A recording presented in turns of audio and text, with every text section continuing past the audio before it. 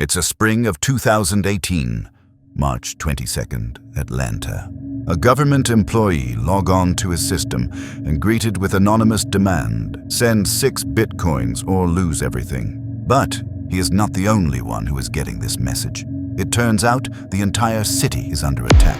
Public Wi-Fi's and court schedules are affected. Elected officials and city employees lost years of communication data. Many legal and confidential files are missing. Police dashcam footage wiped. Things got so bad that residents were forced to pay bills and file paperwork by hand. But that is not why this is the greatest ransomware attack in history. The thing made it special is that the government and people of the city refused to pay the ransomware, which made the situation 100 times worse. This is the story of a city that refused to surrender and paid the price.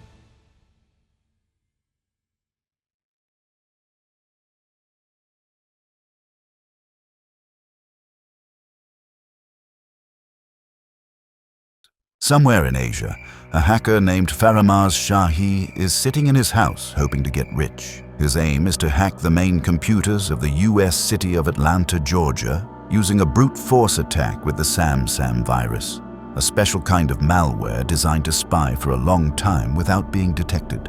The hackers then ask for ransom after SamSam makes it impossible for the victim to access their own data. It's been a whole night of work, and now he's about to hit his target. He finally hacks the government's main computers, which contain a lot of legal and confidential files. Now it's time to put his demand on the screen, unaware that he's about to carry out the biggest ransomware attack in history. But in Atlanta, it's chaos. Daily activities are severely affected. Due to Atlanta's national importance as a transportation and economic hub, the attack also affected other cities and caused service outages. Many city services and programs were affected by the attack, including utilities, parking, and court services. The water billing system was frozen, and 911 dispatch was delayed. The Atlanta government was criticized for a lack of spending on upgrading its IT infrastructure, leaving multiple vulnerabilities open to attack. In fact, a January 2018 audit shook the entire world and exposed just how irresponsible and unprepared the government really was. They found 1,500 to 2,000 vulnerabilities in the system.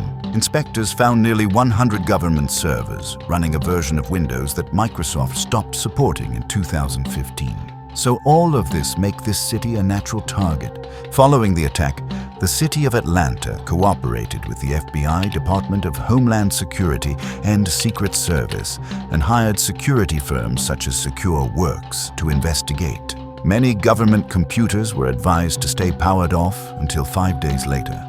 The hackers wanted just 6 Bitcoin. At the time, that was around $51,000, pocket change for a city the size of Atlanta. So why didn't they just pay it? Because paying meant surrendering, and Atlanta wasn't going to give in. We will not negotiate with cybercriminals. That was the message from city officials, backed by the FBI. The logic was clear. If they paid, it would send a signal to hackers everywhere. Hold a city hostage, and you'll get paid. But doing the right thing came at a massive cost. Without the decryption key, they were forced to rebuild entire systems from scratch. No shortcuts, no access, just blank screens and corrupted files. And that $51,000 they refused to pay, it turned into a $17 million disaster. So did they make the right call? Some say they were brave, others say they were foolish. But either way, the damage was done. And all because someone believed it's better to lose everything than to reward a criminal. In response to the hack, Atlanta devoted $2.7 million to contractors in order to recover, but later estimated it would need $17 million. Cost of recovery to date has been approximately $7.2 million, and that number is still climbing. They didn't just lose money, they lost years of critical data, like police dash cam videos and other government, confidential and legal files. But the real question is, who was behind all of this?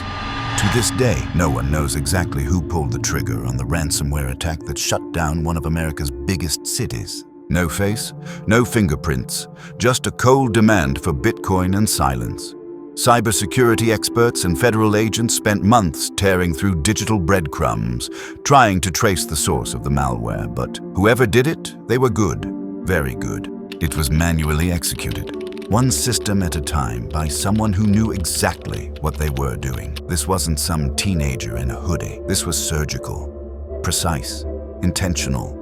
The FBI later linked the SAM malware to a group of hackers believed to be operating out of Iran, but not a single person has ever stood trial for the Atlanta attack. No arrests, just a ghost that walked away with the keys to a digital city. And here's the terrifying part. The hackers didn't need to break down the city's doors. They just guessed the passwords. That's how weak the system was. They locked the city out of its own system. One wrong click, one outdated firewall. That's all it took to take a city of 500,000 people hostage. The Atlanta Ransomware Attack wasn't just a technical failure, it was a warning. In a world built on digital systems, all it takes is one weak password, one outdated server, or one missed update, and an entire city can collapse overnight. This wasn't a cyber attack on a bank or a business. This was the justice system, the police, the government. And it didn't take missiles or guns, just a laptop and internet access. The real cost of this attack wasn't the $17 million. It was the trust lost in our digital safety. People realized, if a city like Atlanta can get wiped out, who's really safe? And the scariest part, we still don't know who did it. What if they're watching right now? What if they're planning the next attack? Because this wasn't the end. It was just the beginning.